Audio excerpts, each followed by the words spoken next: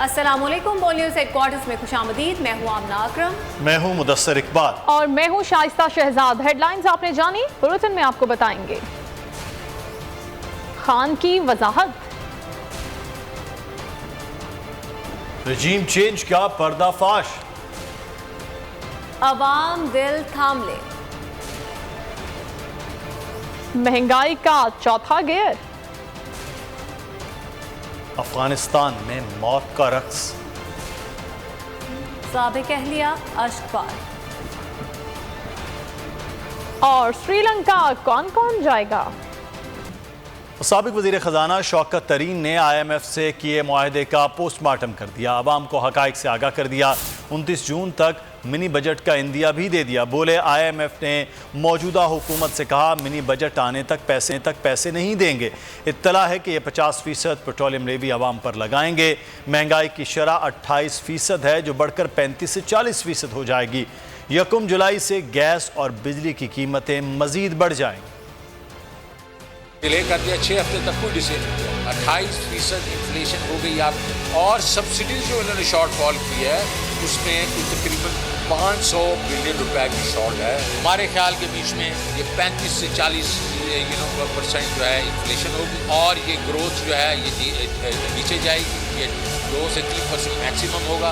इससे बेरोजगारी होगी, गुजारे फैक्ट्रियाँ बंद होंगी, एक्सपोर्ट्स कम होगी, और रेमिटेंस पे भी असर पड़ सकता है। ये हमें कहाँ लेके जा रहे हैं? हमारी अप्रोच प्रोग्रेसिव थी, इनकी अप्रोच जो है वो बिल्कुल वही पुराना पाकिस्तान की अप्रोच। PTI ने IMF से मुआहिदे की तफसीलात सामने लाने का मुतालबा कर दिया। मुजम्मिल असलम ने कहा कि इम्पोर्टेड हुकूमत ने IMF के मुतालबात के बगैर बहुत लचक दिखा दी। दरामदात बंद करने से पैदावार कैसे होगी? मुल्क में बर वक्त फैसले न करने के बायस बहरान पैदा हुआ है।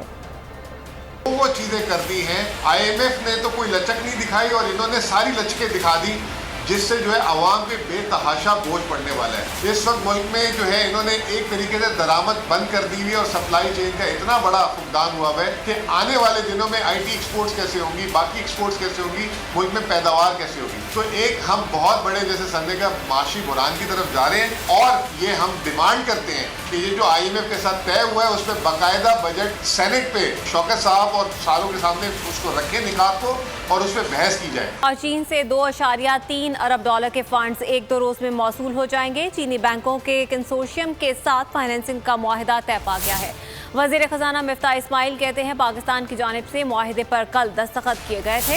इस ट्रांजैक्शन में सहूलत फराहम करने पर चीनी हुकूमत के शुक्रगुजार हैं। इंटरबैंक में डॉलर की कीमत आज भी 45 पैसे बढ़ गई। इंटरबैंक में डॉलर 211 रुपए 93 पैसे पर बंद हुआ। ओपन मार्केट में डॉलर की कदर 50 पैसे कम हो गई। ओपन मार्केट में डॉलर 215 रुपए पर फरोख्त हुआ। इम्पोर्टेड नाअहल हुकूमत ने गरीब आवाम पर महंगाई का एटम बम गिरा दिया। सस्ते स्टोर्स पर भी रोजमर्रा की अशिया महंगी कर दी गई। पेट्रोल, बिजली, गैस, आटा, चीनी के बाद अब टिश्यू पेपर, टूथब्रश, टूथपेस्ट की कीमत भी बढ़ गई। ज़रूरियात ज़िंदगी आवाम की पहुंच से दूर करने की साजिश रचाई जा रही है।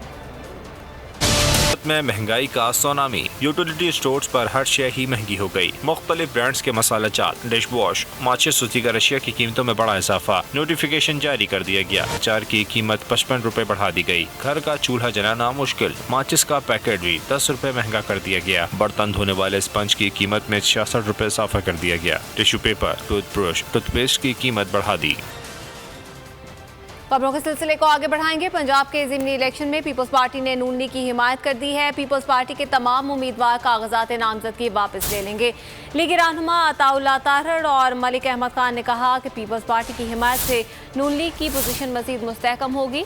लाहौर से डेरा गाजी खान तक आपस में इत्तेफाक बढ़ाने पर बातचीत हुई। ये इलेक्शन PTI के लिए बड़ा टफ होगा।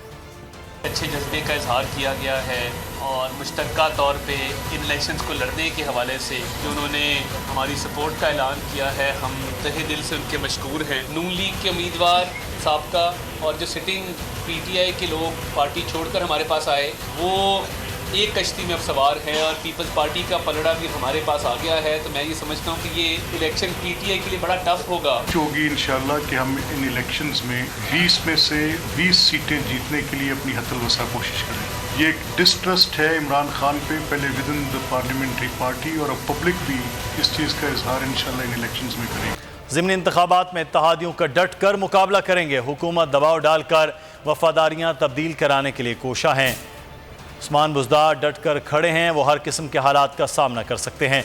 शाह महमूद कुरैशी की इस्लामाबाद में मीडिया से गुफ्तगू, वो ज़रा इंतखाबी मुहिम का हिस्सा नहीं बन सकते। हमजा शहबाज उम्मीदवार की हिमायत में यहाँ आए तो ज़ाब्ता अखलाक की खिलाफ वर्जी होगी। बिलावल जरदारी को कोई सीरियस नहीं लेता। दफ्तर खारजा में इस वक्त उनकी सियासी इंटर्नशिप चल रही है। कहा हुकूमत खुद मिफ्ताह इस्माइल से कतरा रही है।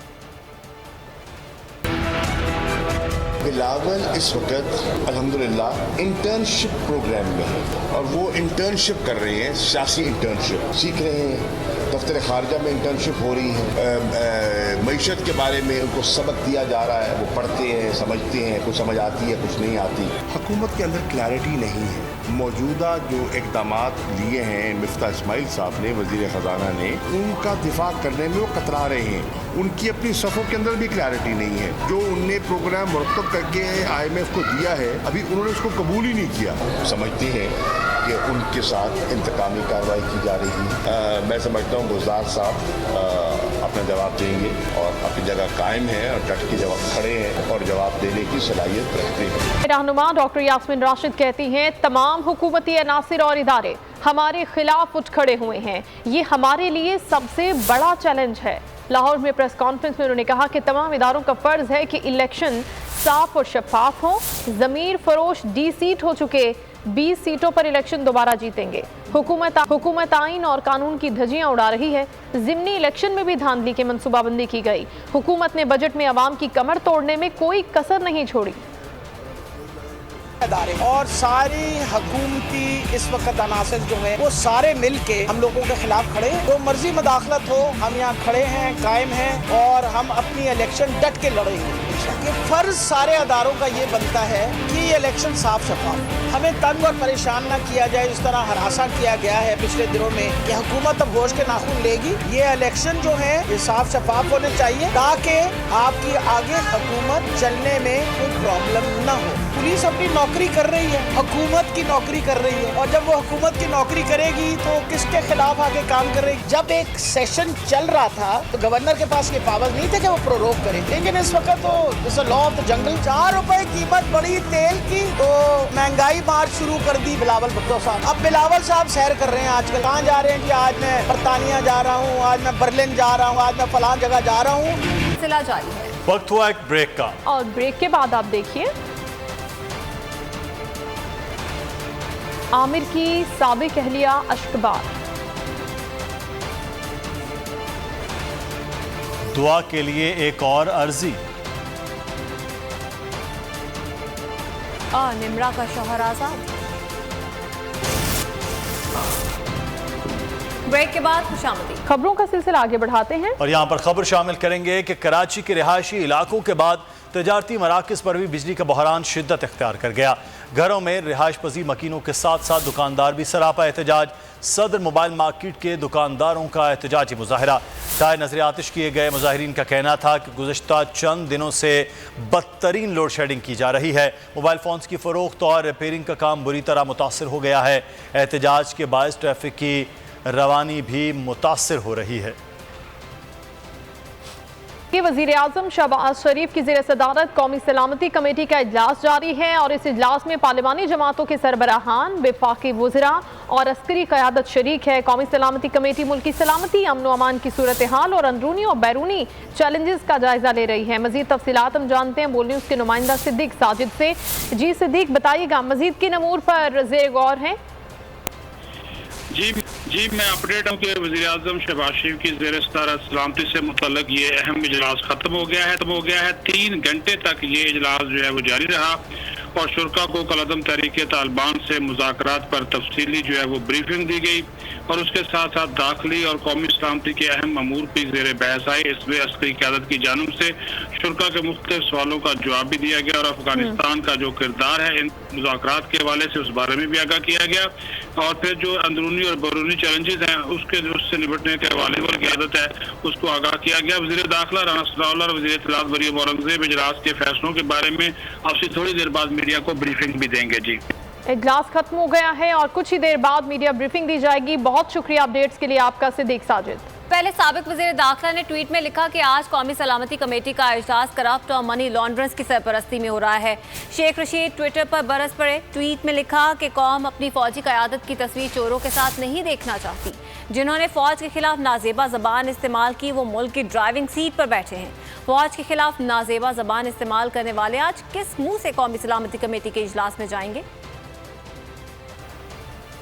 पाकिस्तान की मुसल्लह अफवाज अफगान अवाम की हर मुमकिन मदद के लिए तैयार हैं। अफगानिस्तान में ज़लज़ले और बारिशों से जानी और माली नुकसान पर DGISPR का ट्वीट। लिखा, chairman joint chief of staff committee services chief ने इजहार अफसोस किया है और कीमती जानों के ज़िया पर गम और रंज का इजहार किया।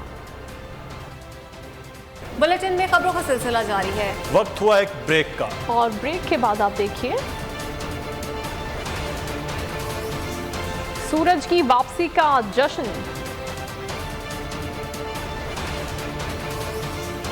और बहरी डॉक्टर।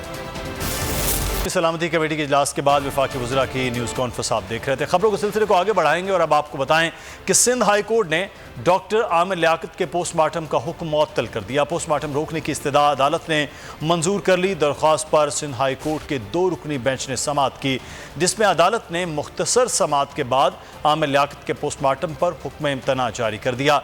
आमिर लियाकत के पोस्टमार्टम कराने का हुक्म मुअत्तल करने पर साबिक एहलिया बुशरा इकबाल रो पड़ी। बच्चों ने दिलासा दिया। जुडिशल मजिस्ट्रेट ने आमिर लियाकत के पोस्टमार्टम का हुक्म दिया था। फैसले के मुताबिक कल सुबह 9 बजे कब्र कुशाई होना थी।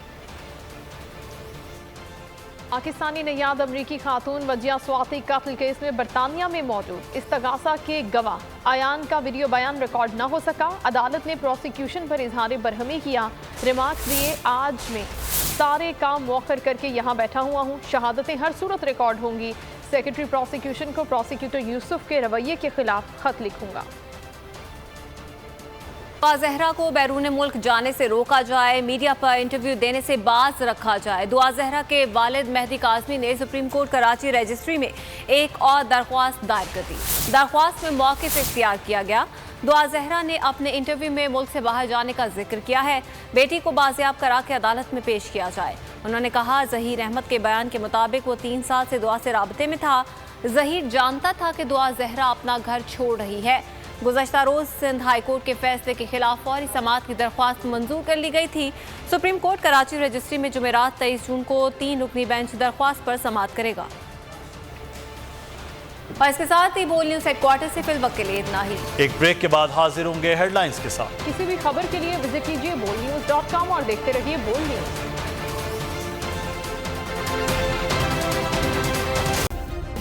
सब्सक्राइब करें और बेल दबाएं ताकि कोई खबर रह न जाए।